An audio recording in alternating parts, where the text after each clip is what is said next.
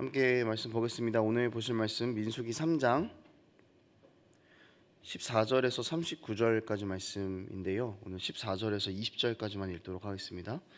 민수기 3장 14절에서 20절까지 읽도록 하겠습니다. 교독하겠습니다.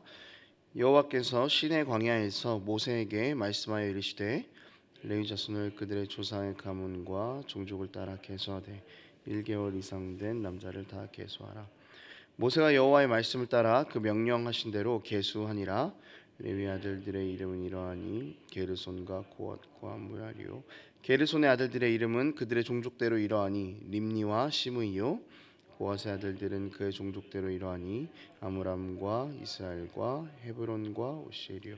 함께 읽습니다. 무라리의 아들들은 그들의 종족대로 말리와 무시니 이는 그의 종족대로 된 레위인의 조상의 가문들이니라. 아멘. 오늘 본문은 레위 자손의 인구 조사가 나오는 부분입니다. 오늘 본문 안에서 하나님께서는 모세에게 레위 자손의 인구를 조사할 것을 또 이야기하셨고, 모세는 하나님의 말씀에 따라서 이제 계수를 시작을 합니다. 먼저 앞부분에서는 레위 자손의 계보를 이야기를 하고요. 그리고 또 성막 주변으로 진을 치는 위치, 각 자손들이 성막을 이동을 위해서 어떤 일을 해야 되는지에 대한 업무 지시가 이루어지는 것이 오늘 본문입니다. 크게 두 가지 정도를 오늘 본문 안에서 발견할 수 있습니다. 먼저 첫 번째는 하나님께서 우리를 부르시는 원리를 발견할 수 있습니다.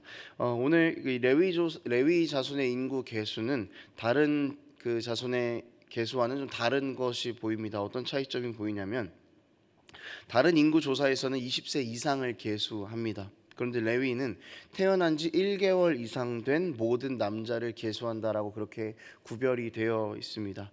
첫 번째 다른 자손들의 계수의 목적은 광야에서 행진을 하면서 또 그 가운데에서 대열을 맞출 것과 여기에 더해서 전쟁을 대비하려는 데 그 목적이 있었습니다. 그래서 20세 이상을 계수를 한 것인데, 어떻게 된 일인지 레위 자손은 1개월 이상 된 아이부터 계수를 하기 시작을 합니다.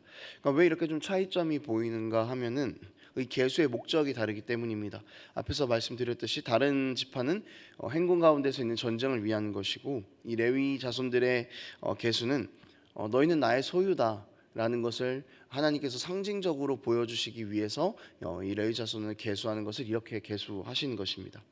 이 레위 자손은 내일 본문에 조금 나오는 이야기이긴 한데요, 이스라엘 장자를 대신하는 자손들이다라고 그렇게 이야기를 하고 있습니다. 그러니까 그들이 태어날 때부터 하나님의 장자로 하나님의 소유라는 이야기입니다.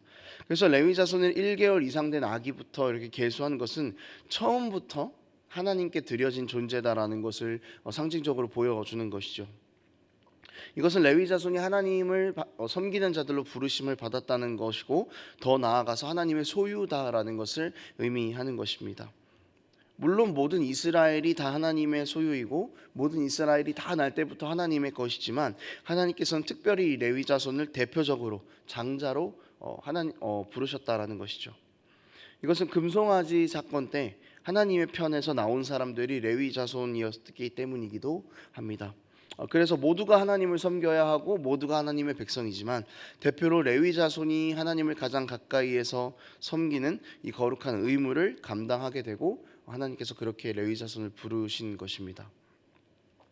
하나님께서 자신을 섬길 백성, 자신의 소유가 된 백성을 불러내시는 방식이 이 계수하는 방법 안에 담겨 있는 것입니다. 차라리 20세 이상의 건장한 남성을 부르는 것이 어쩌면 하나님의 편에서는 훨씬 더 좋은 일일지도 모르겠습니다. 전쟁을 해야 되고 행군을 해야 되고 짐을 지고 계속 앞으로 가야 하는데, 굳이 하나님께서는 20세 이상의 건장한 남성을 부르지 아니하시고 1개월 이상 된 아기를 부르셨다는 거죠. 하나님께 거의 아무런 유익이 없는 것입니다. 하지만 하나님께서는 이 작고 연약한 그 모습부터 우리를 부르셨다라는 것이죠. 우리의 조건과 상황을 보지 않으신다는 것입니다. 이런 하나님의 부르심의 원리는 레위 자손을 장자로 부르신 것과도 연결이 됩니다. 이 장자 하면은 떠오르는 사건은 하나님께서 애굽에게 행하셨던 그 마지막 재앙이죠. 이때 모든 애굽의 장자는 다 죽었습니다. 하지만 어린 양의 피를 문설주에 바른 이스라엘 백성들의 장자들은 모두 다 살아남았습니다. 하나님께서 이스라엘의 무엇을 보고 그들에게 은혜를 베푸셨습니까? 노예인 이스라엘이 하나님께 무슨 도움이 그렇게 되겠습니까? 그다지 도움이 될 일이 없었겠죠. 하지만 하나님께서는 이스라엘을 구원하시기로 작정하셨었고 그의 그의 조상인 아브라함과 약속하신 그 신실하신 하나님의 약속 때문에, 그래서 그들을 사랑하기로 결정하셨기 때문에 이스라엘을 하나님의 소유로 불러주시는 것입니다. 상황이 어떻든지 간에, 그 모양이 어떻든지 간에 아무런 문제가 없는 것입니다. 하나님의 부르심 앞에서는 우리의 상황과 우리의 모양이 아무런 영향을 미치지 못합니다. 그저 하나님께서 우리를 향하신 뜻 하나면, 하나님께서 우리를 사랑하신다는 뜻 하나면, 하나님께서 내가 너희를 나의 소유 삼겠다라고 말씀하신 이 하나님의 작정 하나면 우리는 그냥 하나님께 부르심을 받는 자들이 된다는 것입니다. 오히려 하나님께서는 이 상황과 모양이 부족한 자들을 소유로 부르셔서 크고 놀라운 일을 행하시지 않으십니까? 여러분, 우리의 능력은요, 우리의 상황에 있는 것이 아닙니다. 우리의 어떤 지위에 있는 것이 아닙니다. 우리의 상황과 지위가 어떻든지 간에 아무 상관하지 않으시고 우리를 부르셔서 크고 놀라운 일을 행하시는 하나님께만 우리의 능력이 있다는 것을 우리는 기억해야 할 것입니다. 하나님께서 사랑하는 이 백성을 부르시는 방식을 발견한 우리는 지금보다 주님께 더 감사하며 살아갈 수 있게 되는 것이죠. 죄인인 우리를 부르셔서 오늘도 너희는 나의 소유라고 말씀하시는 이 하나님의 은혜 아래에서 우리가 감사함으로 늘 살아갈 수 있는 삶이 되어야 할 것입니다. 자, 두 번째는 하나님께서 각자에게 맡기신 일을 감사함으로 감당해야 한다라는 것입니다. 레위의 자손들은 이제 게르손, 고앗, 무라리 이렇게 있었죠. 그리고 이것들을 중심으로 쭉쭉 족속들이 나누어집니다. 그리고 이들에게는 서로 각각 다른 역할들이 맡겨졌습니다. 게르손 자손은 회막과 장막과 덮개, 휘장과 휘장의 문, 뜰의 휘장, 그리고 그것들에 해당하는 줄을 관리하는 역할을 맡았었습니다. 이 고앗 자손의 역할은 성소와 관련된 일들이었습니다. 증거계, 떡상, 등잔대, 제단 이런 것들을 관리하는 역할이었습니다. 특히 성소는 하나님께서 임재하시는 가장 거룩한 장소이기 때문에 더 하나님 앞에서 이들은 정결해야 했었죠. 무라리 자손은 성막의 외벽을 형성하는 그 널판, 그 띠, 기둥 이런 것들을 나르는 역할, 관리하는 역할을 했습니다. 누군가는요, 여러분, 이 레위 자손의 임무를 보면서 전쟁보다는 낫지 않나? 이제 이런 생각을 할 수 있게 되는 거죠. 전쟁하는 것보다 차라리 그냥 성막의 이 물건들을 나르면서 그런 게 더 편하지 않을까라고 생각해 볼 수 있는데, 이 레위 자손이 하는 일도 사실은 전쟁은 아니었지만 엄청난 중노동이었습니다. 구름 기둥과 불 기둥이 가만히 있다가 움직이기 시작하면 모든 레위 자손이 달려들어서 성막을 다 해체해야 됐습니다. 그리고 또 갑자기 움직이기 시작하면은 바로 그것들을 또 들고 따라갔어야 했고요. 멈추면 자신들이 들고 있던 것을 내려놓고 다시 성막을 이렇게 설치해야 했습니다. 40년을 이렇게 한 거죠. 그러니까 보통 힘든 일이 아닌 겁니다. 광야를 돌아다니는 내내 이 일을 했다는 걸 생각하면요, 여러분, 사실 이거는 그렇게 쉬운 일이다라고 말하기는 어려운 거죠. 힘든 일이었겠지만 이 레위 자손들은 하나님께서 자신들을 특별히 부르셨다라는 것에 대한 감사로 이 일을 감당했을 것입니다. 여러분, 하나님께서 우리에게 맡기시는 일들이 있습니다. 특히 교회 안에서도 그렇죠. 부족한 곳에 우리가 손을 더해야 될 때도 있습니다. 또 남들이 좀 꺼려하고 하기 싫어하는 일에 우리가 굳이 나서서 해야 될 때도 있습니다. 하지만 우리가 하나님께서 부족한 우리를 먼저 부르셔서 소유 삼으셨다라는 이 감사함을 기억한다면 하나님을 위해서 우리는 못할 일이 없는 것이죠. 오히려 기쁨으로 그 일들을 감당하며 살아갈 것입니다. 지금 우리가 각자 자리에서 하고 있는 이 교회를 살리기 위해서, 교회를 세워가기 위해서 하는 일들이 있을 것입니다. 힘이 들고요. 또 왜 내가 이 일을 해야 되는가라는 그 마음이 있을 수 있겠지만, 그럴 때마다 우리가 다시 한번 떠올려야 할 것은 하나님께서 그 1개월 된 아기 같은 부족한 나를 불러주셨기 때문에 내가 여기 서서 이 일을 할 수 있구나라는 그런 은혜로부터 시작되는 마음을 가져야 할 것입니다. 조금 더 한 가지를 살펴보죠. 게르손 고핫 무라리 자손의 업무의 강도를 이렇게 문자적으로만 보면은요, 좀 이렇게 일의 강도의 순위가 매겨지는 것 같아요. 무라리 자손이 제일 힘들어 보이고요.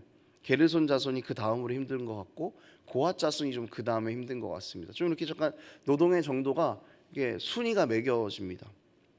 이 고핫 자손이 하는 일은 굉장히 고상해 보이죠. 그러니까 성소를 지키면서 섬기는 일, 이것이 뭐 성막의 구성품들을 나르는 것보다 훨씬 더 고상해 보이고 훨씬 더 귀해 보입니다. 근데 가장 중요한 것은 뭐냐면 이 귀해 보이는 일조차도 게르손 무라리 게르손 자손이 하는 그 일이 없다면 아무런 것도 아니라는 것입니다. 이 일 중에 하나도 빠져서는 안 된다는 것이죠. 성막은 덮개도 문도 휘장도 줄도 기둥도 단 하나도 빠져서는 안 되는 것입니다.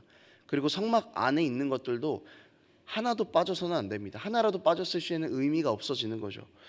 여러분, 우리가 교회 안에서 섬기고 있는 이 모든 일들, 정말 모든 일들이 다 중요한 일들입니다. 우리가 사소하게 하는 일들부터도 다 교회를 세워가는 가장 중요한 일인 것입니다. 단 하나라도 빠져서는 교회를 바르게 세워갈 수가 없다는 것이죠. 교회를 이루고 있는 모든 팀들이 하나라도 없다면 교회는 서 나갈 수가 없습니다. 지금 우리가 섬기고 있는 모든 이 자리들이 다 귀한 자리입니다. 누군가 보기에는 저 일은 그냥 뭐 아무나 할 수 있는 일 같고, 누가 보기에는 이 일은 정말 고상한 일 같고 막 부럽고 이렇지만, 모든 자리가 다 의미 있는 자리고 그 모든 자리가 다른 자리를 의미 있게 만들어주는 그런 자리라는 것이죠. 보이는 자리든 보이지 않는 자리든 모든 자리가 귀한 자리입니다. 그러니까 여러분, 우리 지금 우리에게 주어진 자리들을 감사함으로 지켜야 할 것입니다. 그리고 부족한 것들을 함께 메워가고 힘들어하고 있는 지체들을 응원하고 위로하며 함께 그렇게 하나님 나라를 위해서, 교회를 위해서 그렇게 앞으로 나아가야 할 것입니다.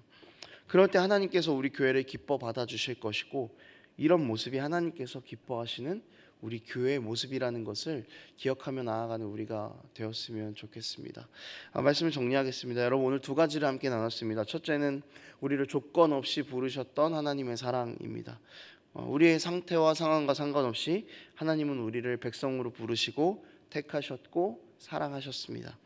이 사랑에 감사함으로 하루하루를 살아가는 우리가 되었으면 좋겠습니다. 늘 하나님 앞에서 우리가 어떤 모습이었는지를 점검하고 또 점검하면은 그때 우리 가운데 드는 생각은 감사밖에 없을 것입니다. 여러분, 우리가 이 감사한 마음을 늘 가지고 주님 앞으로 나아가는 그런 우리 삶이 되었으면 좋겠습니다. 두 번째는 맡기신 일을 감사함으로 잘 감당해야 된다라는 것입니다. 지금 감당하고 있는 일들이 고되다고 할지라도 하나님께서 우리를 조건 없이 사랑하셨다는 것을 생각하면요, 여러분, 우리 다시 한번 힘을 낼 수 있는 것입니다. 그렇게 함께 교회를 세워갈 수 있는 우리가 되었으면 좋겠습니다. 우리 모두가 자격이 없습니다. 그렇지만 구원받은 하나님의 백성입니다. 그렇기 때문에 여기 앉아 있는 우리 모두가 너는 더 귀하고 너는 더 천하고 이런 것 없이 모두 다 똑같은 하나님의 사람들입니다. 조건 없는 사랑을 받은 한 사람 한 사람이 모인 곳이 교회입니다. 우리가 이 주님의 사랑을 받은 자들로서 서로가 서로를 섬기고 위로하며 그렇게 하나님께서 기뻐하시는 교회를 세워나가는 우리가 되기를 원합니다. 기도하겠습니다. 하나님 아버지, 연약한 우리를, 또 죄인인 우리를 부르셔서 하나님의 백성 삼으신 그 은혜에 감사합니다. 우리가 삶 가운데에서 늘 우리의 연약함들을 바라볼 때마다 좌절하고 낙담하는 것이 아니라, 그럼에도 불구하고 우리를 부르신 하나님의 사랑에 감사하다는 고백으로 우리의 하루를 늘 채워나갈 수 있도록 아버지가 붙잡아 주시옵소서. 또한 이 감사함을 가지고 우리 교회를 잘 섬기기를 원합니다. 각자 주어진 그 역할들 가운데에서 서로가 서로를 섬기고 더 사랑하며 하나님께서 기뻐하시는 교회로 세워갈 수 있는 우리가 될 수 있도록 아버지 우리를 붙잡아 주시옵소서. 감사드리며 예수님의 이름으로 기도합니다. 아멘.